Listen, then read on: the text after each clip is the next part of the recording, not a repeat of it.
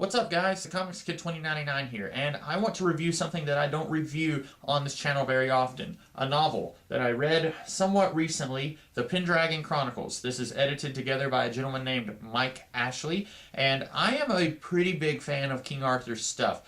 This fanning from me, this kind of becoming a fan of this subject matter really started within the last 2 years or so, but I've really been seeking out King Arthur stories to read and absorb in earnest in the last half year or so. And I bought this probably last October is around the time when I bought it, and I read a little bit of it then, and then this year after the new year, shortly after the new year, it wasn't a New Year's resolution because I started this on like January 4th or something, but shortly after the new year, I said, you know what, there's no reason for me to not be reading more prose, and my excuse has always been, well, something like this is over 400 pages, that just looks really overwhelming, and if I try and read it, I'm just going to look at how much I have left to read, and I'm never going to get it done. And so my goal was to read 10 pages a day. That's a very manageable amount of pages to read in a given day, and eventually it adds up, and I was able to read this. In fact, some days I even read more than 10 pages a day because I was really absorbed with what I was reading, and then there were days when I felt like 10 pages felt like an eternity.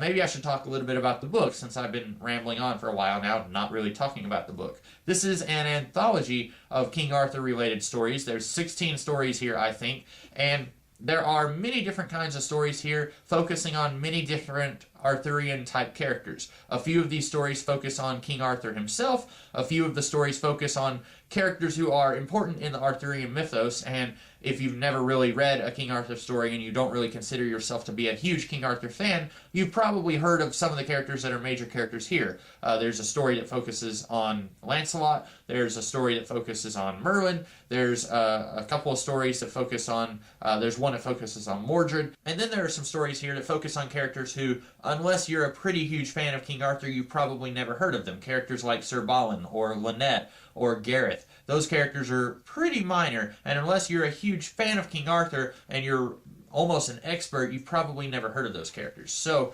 since this is an anthology, it's going to be really hard for me to review, but I feel like this is not so much a review, this is more of me recommending it, and if you feel like these parameters of this recommendation video fit you, then maybe you should seek this book out.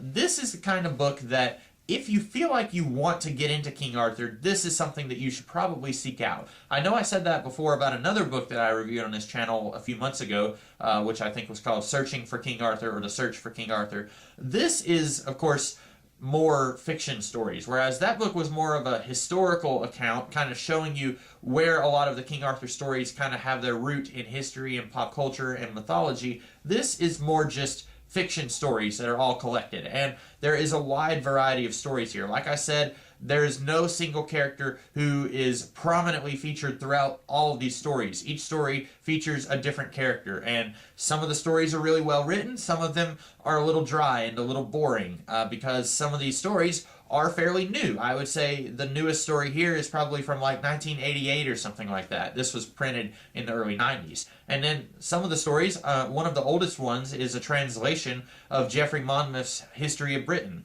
and that was written in like 600 AD. So there's a huge span of time that is covered in these stories. And of course, stories that were written in 600 AD, most of the time were a lot more dry and a lot less character driven than stories that are like set in the 1980s or were written in the 1980s. And so some of these stories are going to go by really fast if you read them, and some of them you may want to skip around and not read certain stories. There's some authors here that you've definitely heard of. John Steinbeck, he did one of the short stories here.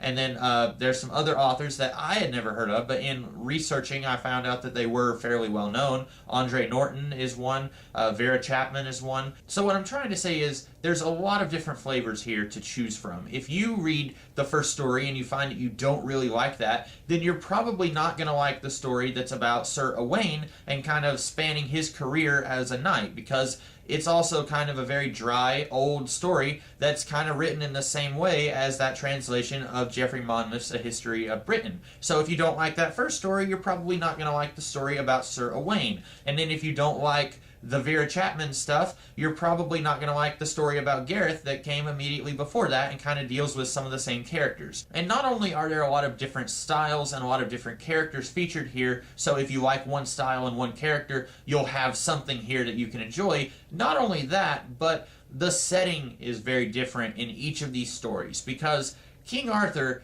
it's very likely that there was a historical person that King Arthur was based on, and this person, whoever he was, we don't really know, probably existed sometime around the year 500 AD. Some of these stories feel like they are set around that time period in the Dark Ages, and then some of these stories, they feel like they're following the mold of Thomas Malory's L'Amour d'Arthur, which that was about characters that we know from the Arthurian mythos, Lancelot, Guinevere, Merlin, and Arthur, but that story felt much more like it was set in the Crusades around the year 1300 AD, and felt more like it was very anachronistic. It didn't feel like it was set in the time that Arthur very likely did exist. And so some of the stories here feel like they're going the more historically accurate route, and they're having stuff that's kind of set in the Dark Ages, or feel like they're set in the Dark Ages. And then some of the stories here feel more like they're going the Thomas Malory route, and they have knights in shining armor fighting each other in duels, stuff that really wasn't happening in the Dark Ages,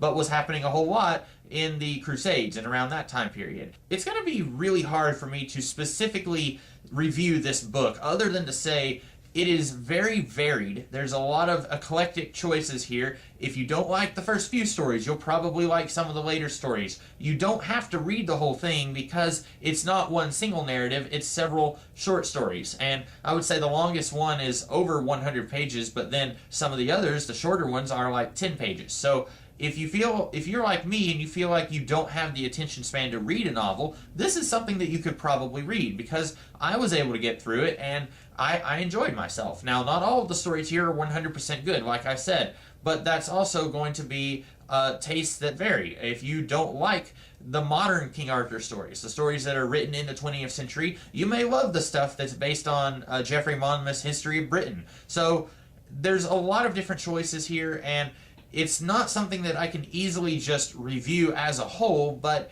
when you look at each smaller component, I feel like there's something here for everybody.